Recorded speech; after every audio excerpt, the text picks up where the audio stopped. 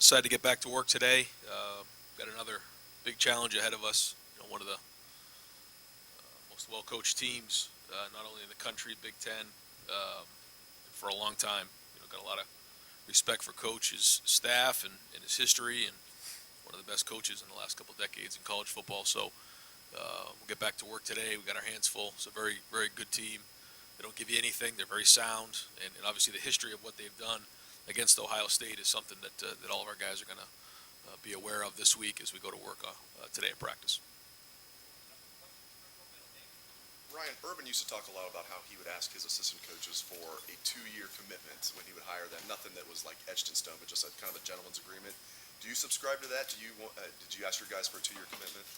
And we talk about it when when people bring their families here, that we'd like them to be here for a long time, and rather not them come here for 1 year and leave. But guys have opportunities, and I don't want to get in the way of that. But at the same time, when you build relationships and you're recruiting, we expect at least 2 years, sometimes more. And the good news is, our coaching staff, is really entrenched in this community now, which is great. And they love it here, and they're happy. So, I don't expect anybody to leave anytime soon.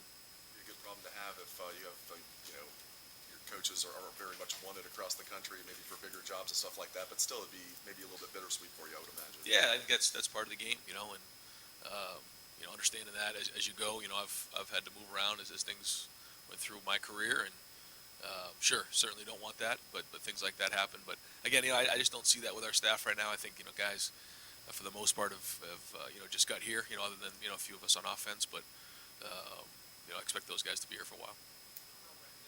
Ryan, how do you balance when to get Justin out of the game, understanding that every rep he gets, he's getting better as a quarterback? How do you balance getting him out of the game, and do things like style points and margins of victory ever factor in your mind? No, certainly not style points or anything like that. But getting them better, yes. And it's not easy. I can't sit here and tell you there's a magic formula to figure that out. You trust your gut.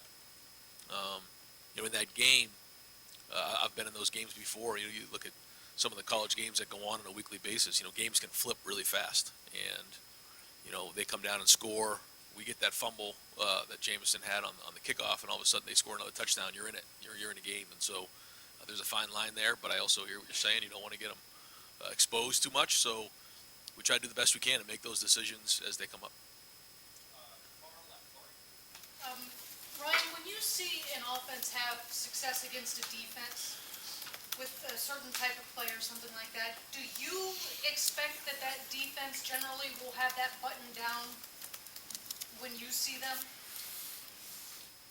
Oh, you're talking about when we watch a defense on film upcoming? When you, for instance, if you watch what Indiana did and Yeah. what worked for them, do you assume that Michigan State will have that button Yeah, down? that's a great question. Yeah, great defenses do that. They see what they, what got them on film, and they make corrections that week because they know it's very much a copycat league and copycat game. So, that's what good defenses do for sure. And we hear coaches all the time refer to, I need to look at the tape. How often do you watch film and see a vast difference between what you thought you saw on the sideline and what you actually see on video? How different is your perspective? It's very different.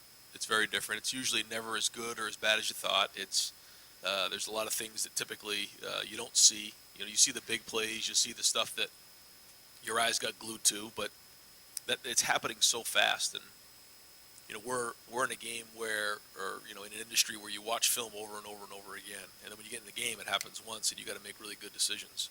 And that's where everybody's eyes have to be right during game day, so the information's correct. But there's really so many angles you can watch and different things you can learn from film the next day. Ryan, is Jeff Okuda a lot better this year, or is the defensive scheme putting him in a lot better positions to be better? Hard to say. I think that Jeff's had a really good offseason, and he's gotten with Jeff Hafley and our defensive scheme, and it seems to be a good fit right now. They're off to a great start. Anytime you come in, you're another year experience, another year in the program. I think that really matters. But I think it's a combination. I think he's a year older, and he's really embraced the style of defense. You talked after the game on Saturday about how Tuesdays and the rough practices you have, tough practices you have been so instrumental. Could you kind of elaborate on that? I know Urban Meyer, it was Bloody Tuesdays, it's not a new concept. But what is it about the Tuesday practices that are so instrumental in what you've done on Saturday? Well, I just think that I believe that if you're going to play hard and play tough on Saturday, it doesn't just happen magically. You can't just give the team a really good speech and get them all fired up to play in a game. It comes back to their training. I'm not the only coach in America. That's not new news to anybody, but it's something we talk about every week.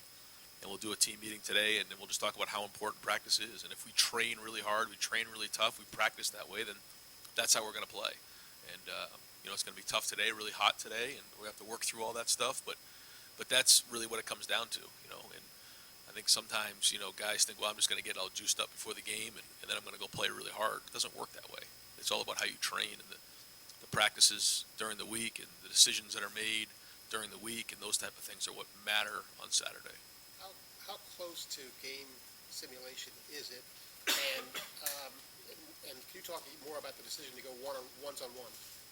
Yeah, that's hard to do. Sometimes when it fits schematically, it makes more sense than others. And we try to do it some, especially on Tuesday, a little bit on Wednesday. And that's trying to catch up with the speed of the game. Sometimes when the scheme doesn't fit, it actually doesn't work great. So we try to make that fit, on a weekly basis, do some 7-on-7 that way, do some pass rush against each other. So a little bit more individual, of an emphasis that way. But it's something that we constantly try to figure out how many ones-on-ones do we want to do this week. And then sometimes we'll get our next best guys going against them later on in practice too. Right, Austin? Ryan, it's somewhat rare for an individual offensive lineman to be the player of the game.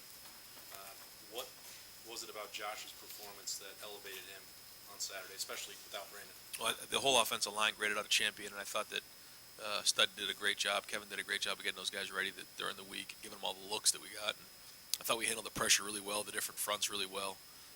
But Josh Allaby played well, and it was a tribute to his attitude and what he's done up to this point. In the world of people just wanting to go to another school or transfer and go to the portal and try to run to someplace else. This is a guy who stuck with it, kept a great attitude, and when the team called on him, he stepped up and played really well. And I thought, we all felt that he deserved to be player of the game. Nobody likes to change up a lineup due to injury, so Brandon probably going to come back at some point and compete there. But does Josh change the equation at all, the way he played on Saturday? Well, he's proven last year. He proved that he could play at a high level, and did a good job late in the season for us, and he did it again. So we talked about how we'll play those guys as much as we can and try to play depth. And if that means on a rotating basis, we will. We'll see how those guys feel this week. And but he'll play. He'll continue to play. At what point in the week did you know that he was going to have to be the guy that went at right tackle, and how many snaps was he able to get in practice at right tackle? Pretty much all week we knew. Was he involved back in the preseason as far as competing for that job? And where does Nicholas Petit-Frere now kind of fit into this mix? Yeah, the good news is Josh can play both positions. He can move back and forth from right to left, and that makes it, he's much more versatile than maybe he was when he first came over from defense, and that's a tribute to him, being able to move from the right to the left. And he'd mostly been practicing at left, and then he goes over to right and can play like he did. Again, hats off to him. But yeah, and then Nick's in the mix too. He's mostly at right, and he's working to get better. And he got in the game late in the game. He's gotten a lot of these games, and he's improving. But again, especially as offensive lineman, the more experience you can get in games, the better off it's going to be in the long run. Ryan, when you're coming up with an offensive game plan and you have to go against somebody like Chase Young, how much time does that take? How much focus do you guys spend on just an individual like that when he can do so much? Well, I think that's a great question, because I think if you spend too much time thinking about it, you can get yourself all distracted.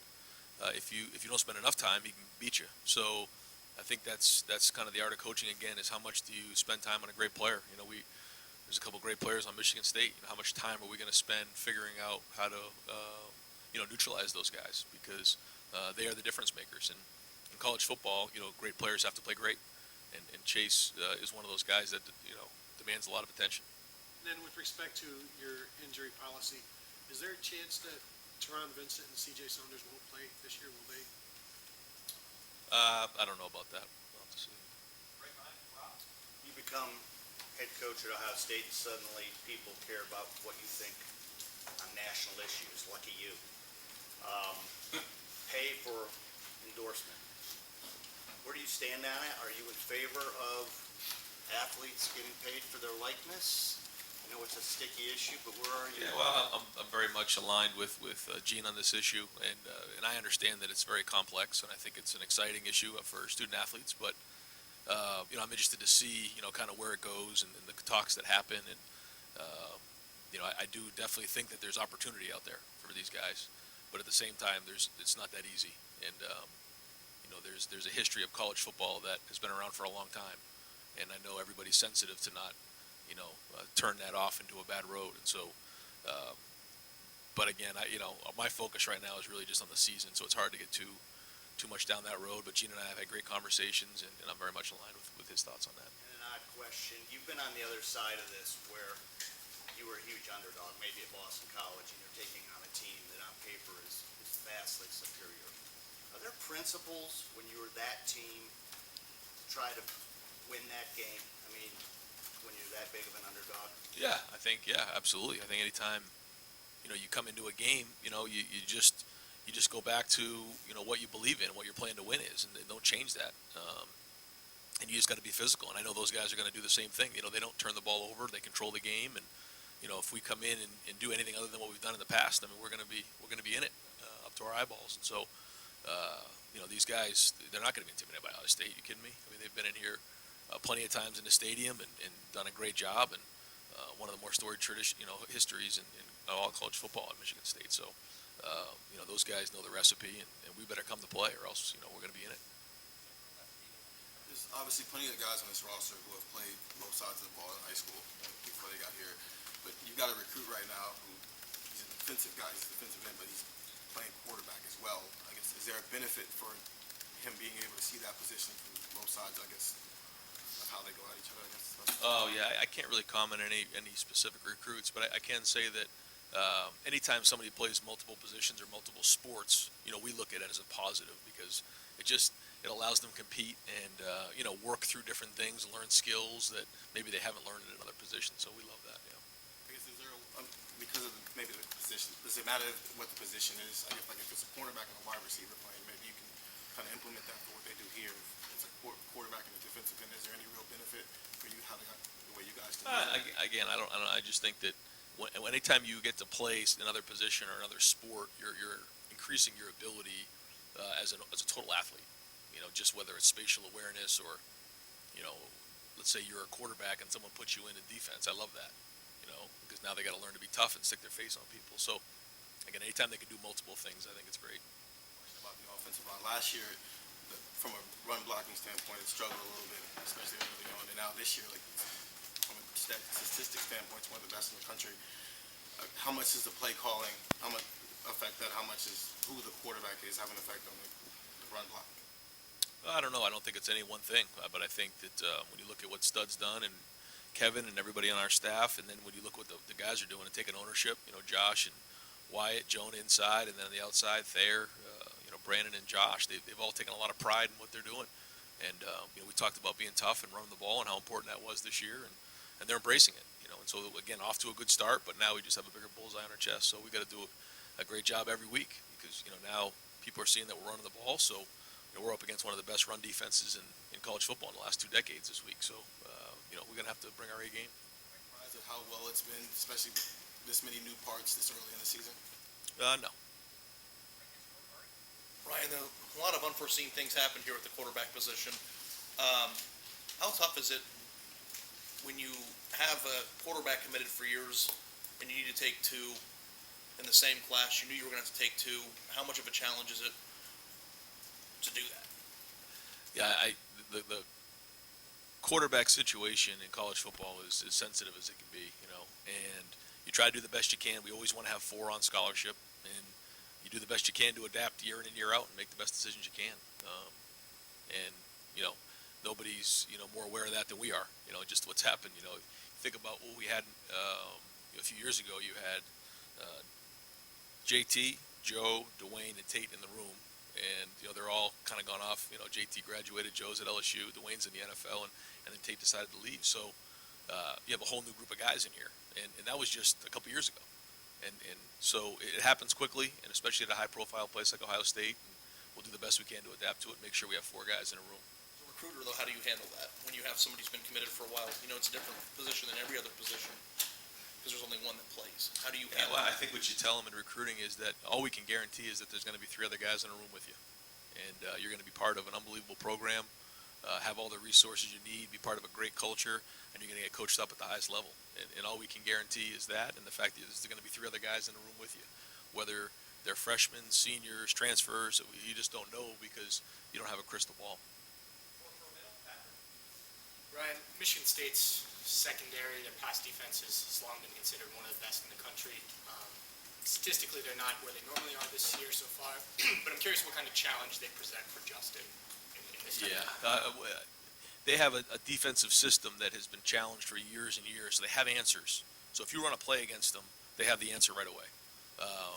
They're really good at knowing what the defense is. They're not super complicated, but they have answers to everything that you do. So the minute you run a play, they're on top of it, and they got to defend in the next play. So and these are guys who have played in the system for a while, and there's coaches who have coached in the system for a while. So it's a tremendous challenge.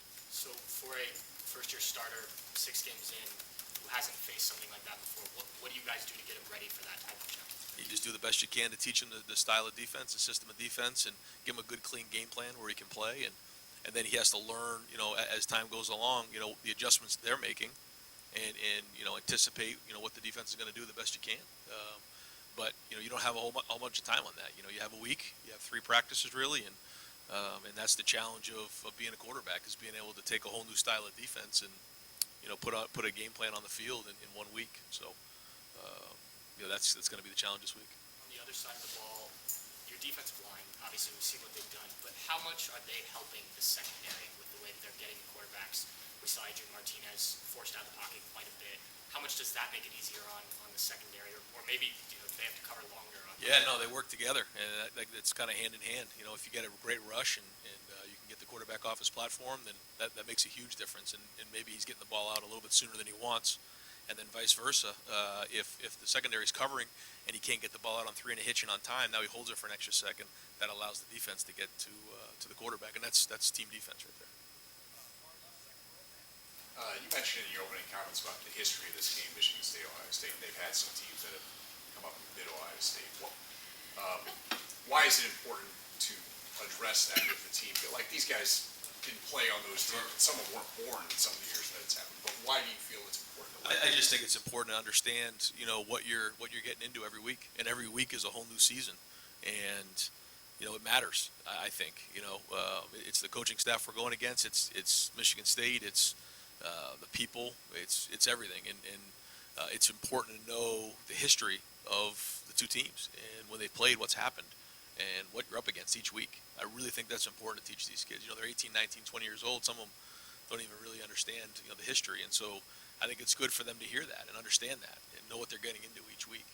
So we do that. It starts with a team meeting, today at 2:30, and then we kind of, hammer that message throughout the week. I want to ask you too, Kenny Willekes on their defensive line. What jumps off the tape when you Production. He's really productive. I feel like he's in on every play when I watch a clip of film. His hands, he's got to be really, really strong because he gets off of blocks better than anybody I've seen in the last couple of years on film in this conference. He plays really hard. His motor is off the chart. He's very difficult to block. Really good player, really tough, and strong. He's in on every tackle, it seems like.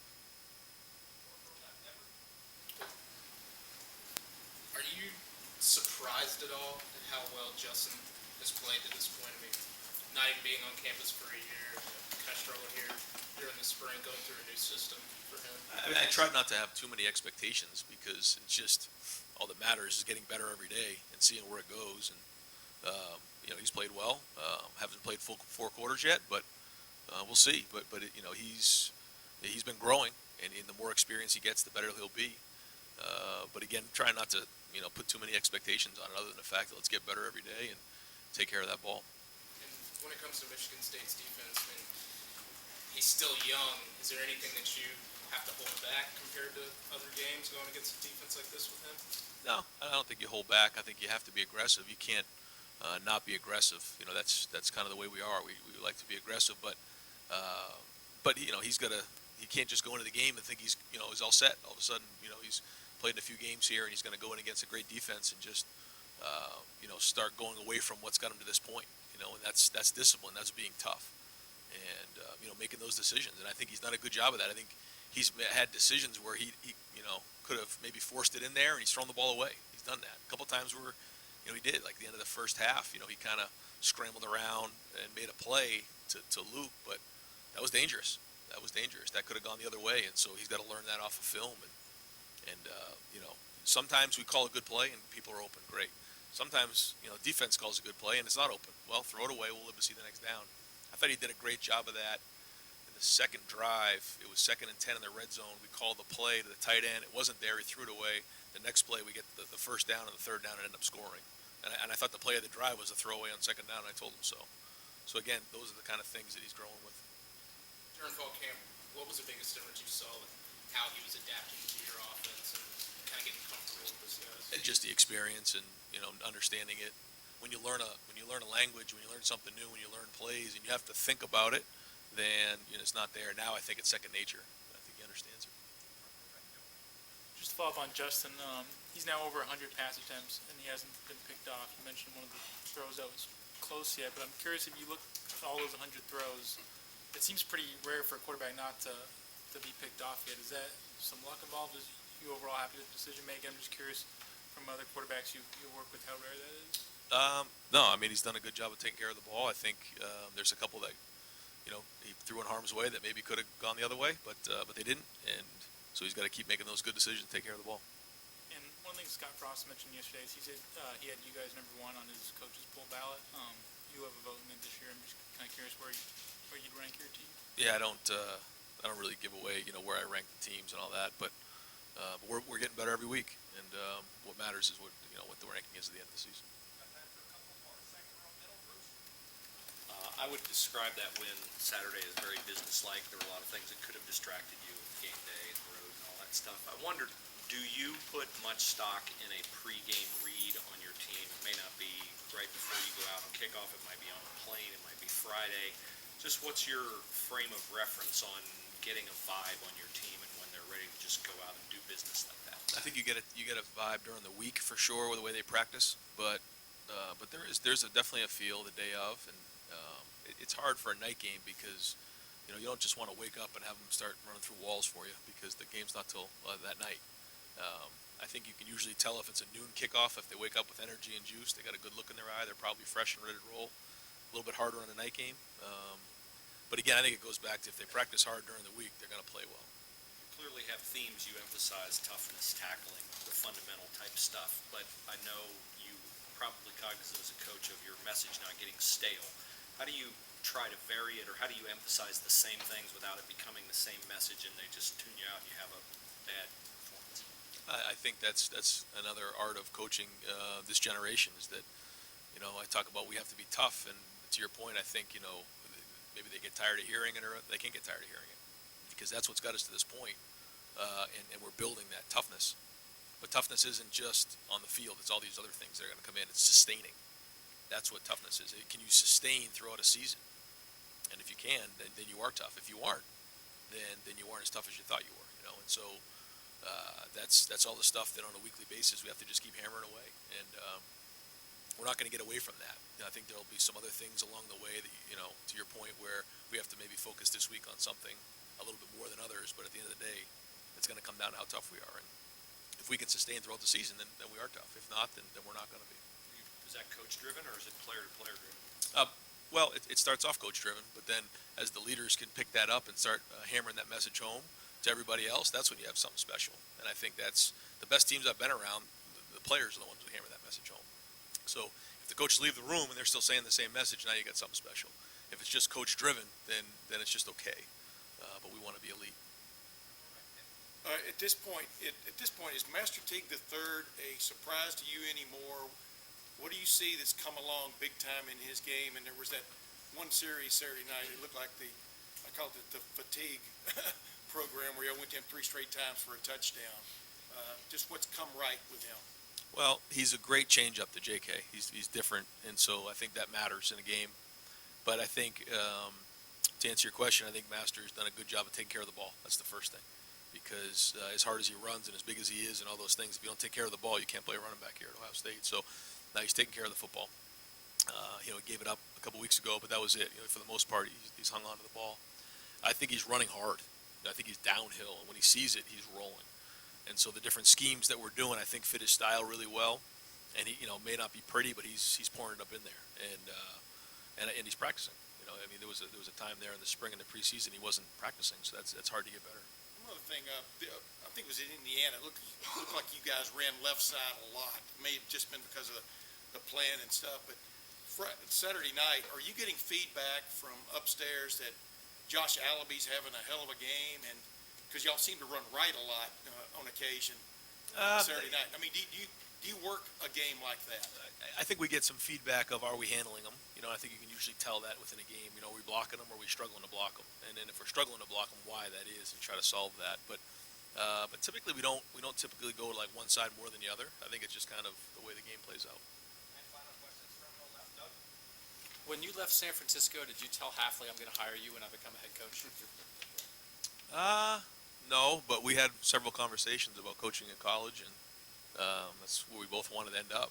And I told him on Sunday we were going to coach together. I didn't know I'd be the head coach here, and that's how it would work out. But I always knew I'd coach with him again. He's somebody that I had a connection with right away, had a lot of respect for. I think he's a tremendous coach, relates well with players, and he's a great recruiter. And that was somebody I always wanted to be around. And so I knew I'd coach with him again. I just didn't know where. When you were an assistant, did you have the list of guys that I will hire when I become a head coach someday? No. I had a list of guys that I was colleagues with and people I respected, but you just never know where people are at in their careers and where things are at, and you try to piece it together the best you can. But he was always a guy that I obviously wanted to have on the staff. And all the things you had to do when you took over this program, that part of it, figuring out the 10 guys that you wanted to have on your first staff, were you nervous about that? Were you super confident, man, I'm going to go 10 for 10 on these hires? And just as you've watched these guys coach through the preseason, through the first 5 games, how do you think your staff has done? I think our staff's done an excellent job. I think when you piece it together, it's not that easy. There's so many different things that come into play: recruiting, experience, energy, football knowledge. All those things. When you try to piece it together, it's really important. And then chemistry. If guys don't get along well, it doesn't work. And I talked to our guys about that. Our team can feel the staff chemistry. If we love each other as coaches, then they're going to feel that. And that was just as important as any. And for the most part, guys kind of knew who each other was. Jeff and Greg really didn't, so that was something that we had to work together. But I think they tell you that the chemistry on that side of the ball is excellent right now, and we're doing a great job. And now, again, the challenge is to sustain it throughout the season.